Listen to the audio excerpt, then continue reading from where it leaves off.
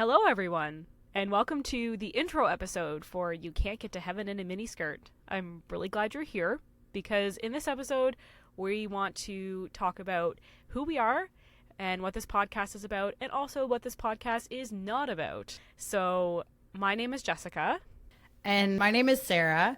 And Jessica and I have been friends for going on 20 years, or over 20 years now. And the whole idea for this podcast started when I was visiting her on the other side of the country, and we had watched a documentary about Hillsong, and we will probably have an episode on that, but we just paused it every 5 minutes and we were talking about our experiences, and we thought, what a fun way to just stay in touch and kind of go down memory lane to try to have a podcast together. Yeah, absolutely. So, like Sarah said, we're on opposite sides of the country now, but we grew up together in Canada. And so most of our experiences are going to center around Canada, but we will be talking about a lot of Christianity related things from other countries as well. So, as you know, this podcast is called You Can't Get to Heaven in a Miniskirt, which is the line from one of the campfire songs that we used to sing when we worked at Christian camp. And so a lot of our experiences will also be pulling from stories of working at camp together, youth group. Basically, if you think about growing up in the 90s and 2000s, you're going to have probably a lot of overlap experience if you were within Christian circles. Yeah. So I'll start with my kind of quick life story just surrounding Christianity. So I grew up in a kind of Catholic light household.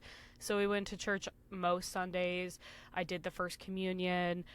Then over the years, we kind of just stopped going to church as much. And at that time, I then met Sarah when we were in middle school. So I think when we were 12, that's when we met.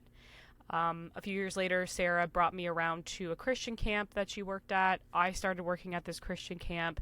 I started going to youth group with her and going to church services with her. So my family aren't really practicing Christians.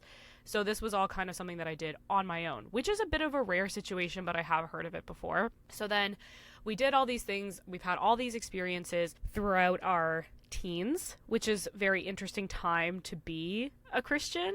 And then when I was about 18, probably maybe more like 17, I started to peter away. And then by 20, I was not involved at all with Christianity. And now I am 31. And I haven't thought about this in a really long time until Sarah visited me and we watched the Hillsong documentary, and all of my repressed memories started to pop up. So that's my story.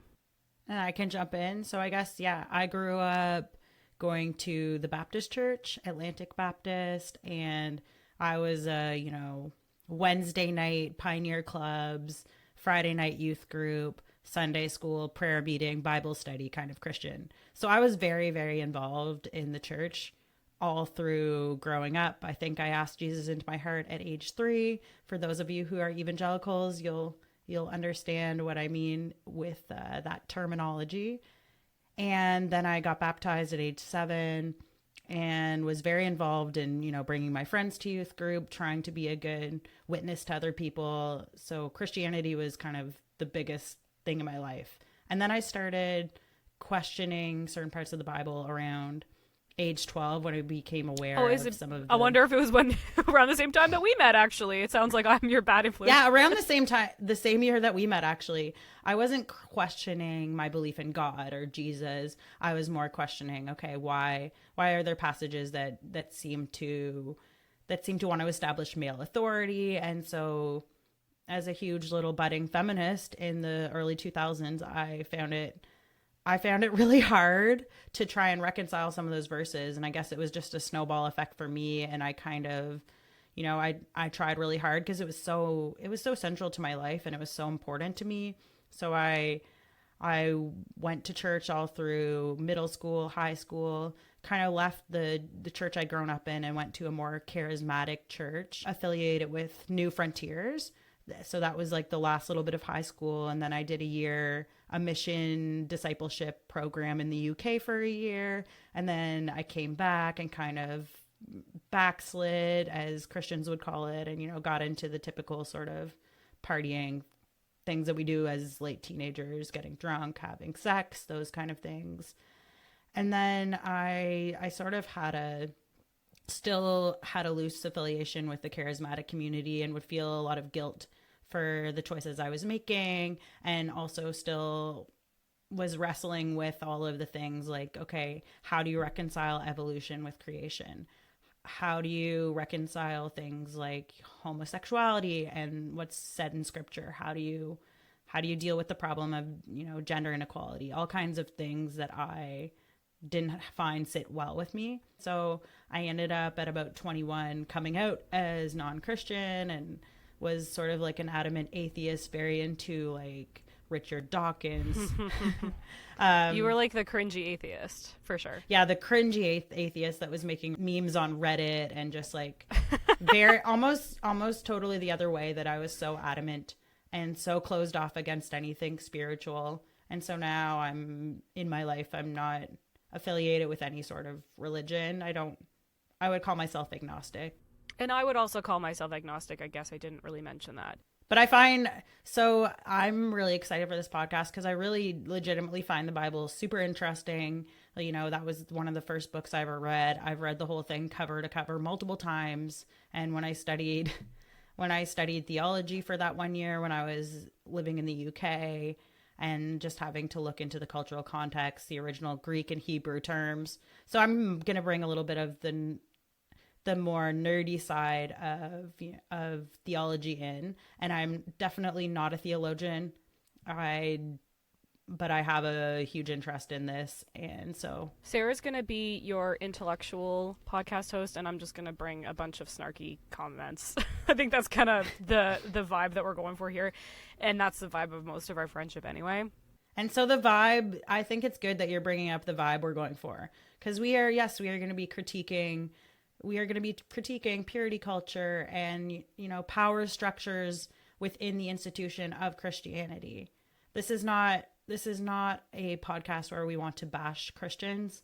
I have all kinds of friends and people in my life that have all kinds of different beliefs, and I welcome dialogue. This is purely just our experience and us looking at some of the issues that would have been central to a lot of millennials growing up in the church. Yep.